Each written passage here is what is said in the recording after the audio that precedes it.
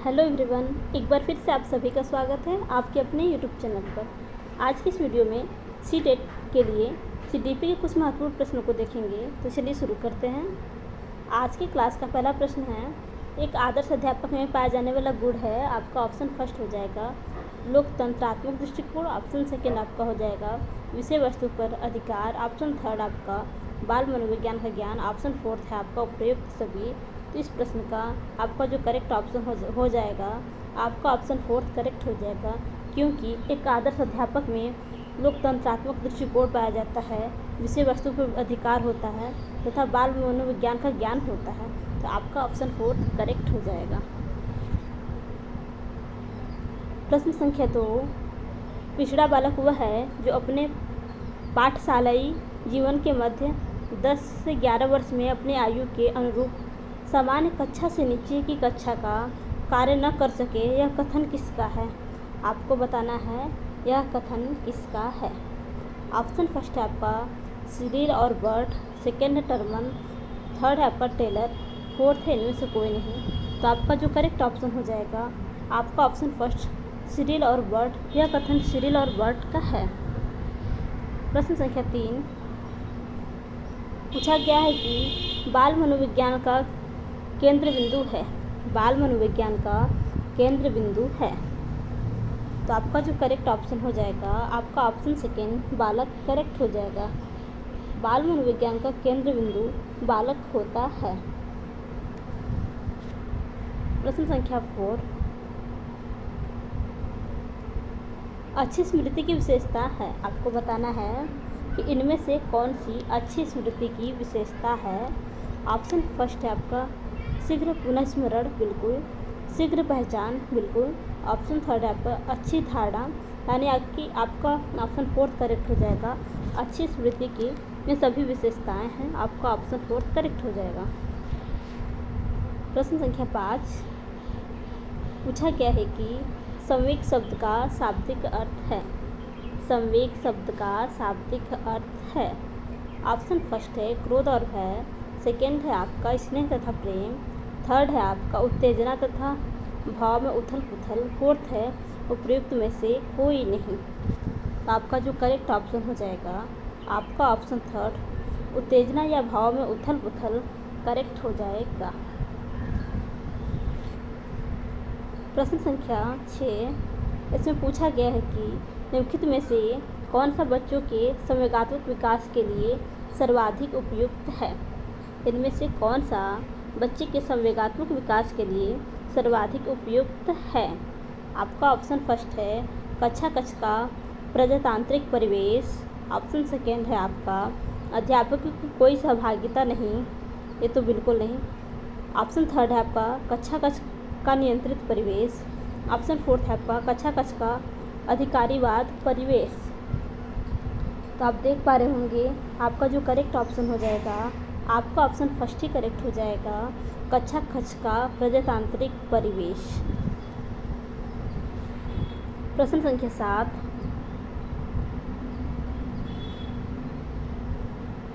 पूछा गया है कि एनसीएफ 2005 के अनुसार गलतियां इस कारण महत्वपूर्ण होती हैं। एनसीएफ 2005 के अनुसार गलतियां इस कारण महत्वपूर्ण होती हैं। यह प्रश्न सीटेट के एग्ज़ाम में नहीं पता कितनी बार पूछा गया है। तो इस प्रश्न का आपका जो करेक्ट ऑप्शन हो जाएगा, आपका ऑप्शन थर्ड। ये बच्चे के विचार को अंतर्दृष्टि उपलब्ध कराती है तथा समाधानों को पहचानने में सहायता करती है। आपका ऑप्शन थर्ड करेक्ट हो जाएगा। प्रश्न संख्या 8, पूछा गया है कि डिस्लेक्सिया का संबंध है। आपको बताना है डिस्लेक्सिया का संबंध है। इसका जो आपका करेक्ट ऑप्शन हो जाएगा, आपका ऑप्शन फर्स्ट पढ़ने की अक्षमता से। प्रश्न संख्या 9, बच्चों को सीखने हेतु अभिप्रेरित करने के लिए शिक्षा को बढ़ावा देना चाहिए। ऑप्शन फर्स्ट है प्रतिस्पर्धा द्वारा, सेकेंड है कक्षा में प्रथम आने वाले बच्चों को पुरस्कृत करके, थर्ड है आपका सीखने हेतु उचित स्थिति और वातावरण का सृजन करके। फोर्थ है कक्षा में प्रतिभाशाली बच्चों की प्रशंसा करके।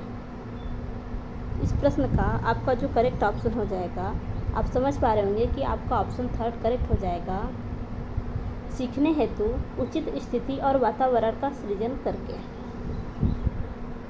प्रश्न संख्या 10,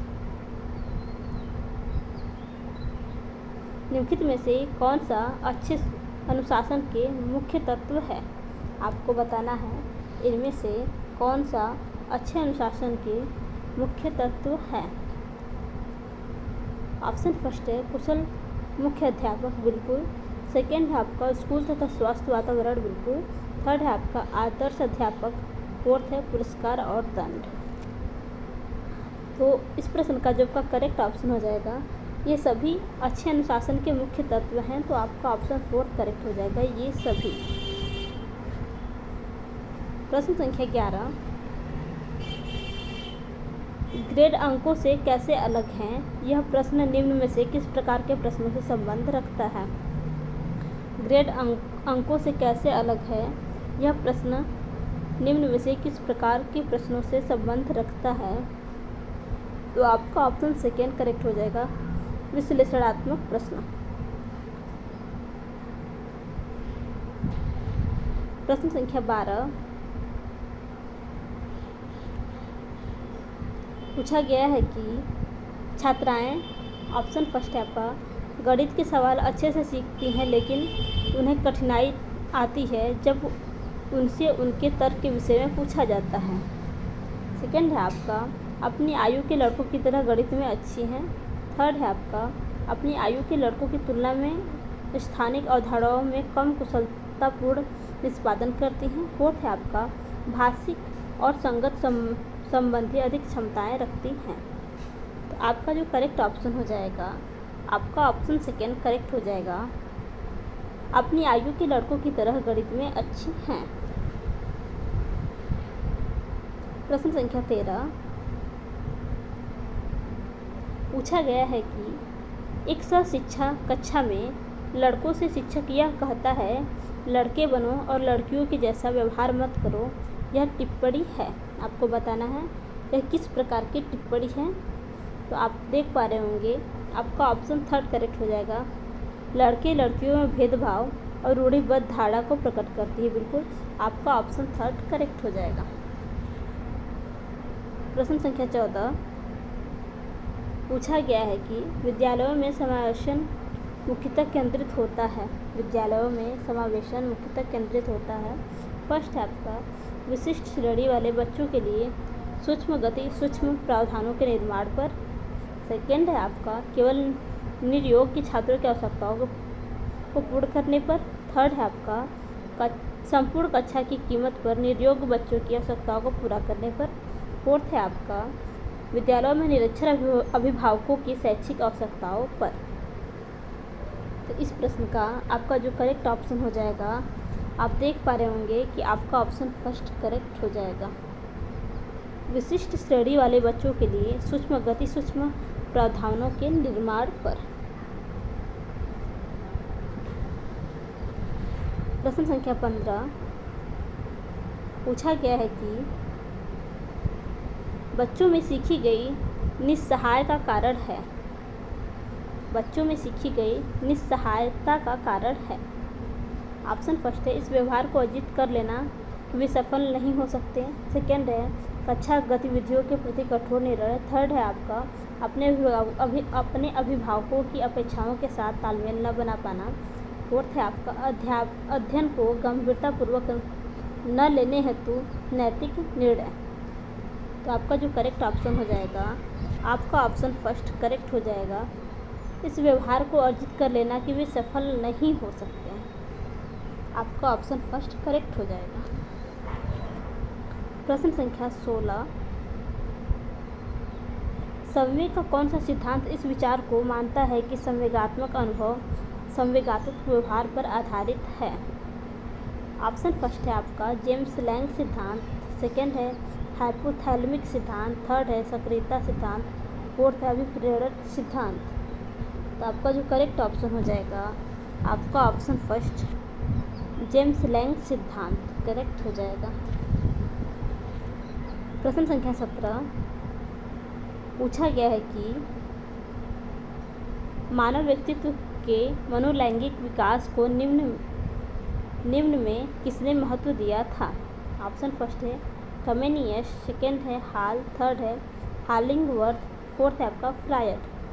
तो आपका जो करेक्ट ऑप्शन हो जाएगा आपका ऑप्शन फोर्थ फ्रायड करेक्ट हो जाएगा। प्रश्न संख्या 18 बुद्धि एवं सृजनात्मकता में किस प्रकार का सहसंबंध पाया गया है। बुद्धि और सृजनात्मकता में किस प्रकार का सहसंबंध पाया गया है। तो आपका धनात्मक सहसंबंध पाया गया है। प्रश्न संख्या 19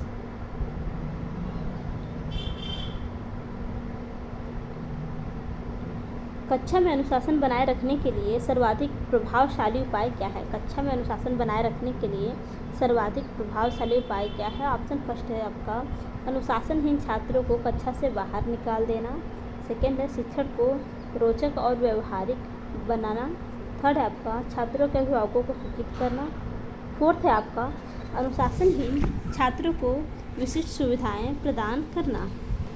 तो आपका जो करेक्ट ऑप्शन हो जाएगा आपका ऑप्शन सेकेंड करेक्ट हो जाएगा, शिक्षण को रोचक एवं व्यवहारिक बनाना। प्रश्न संख्या 20 है पूछा गया है कि शैशवावस्था में बच्चों के क्रियाकलाप होते हैं। शैशवावस्था में बच्चों के क्रियाकलाप होते हैं। ऑप्शन फर्स्ट है आपका मूल प्रवृत्त्यात्मक, सेकेंड है आपका संरक्षित, थर्ड है आपका संज्ञानात्मक, फोर्थ है आपका संवेगात्मक।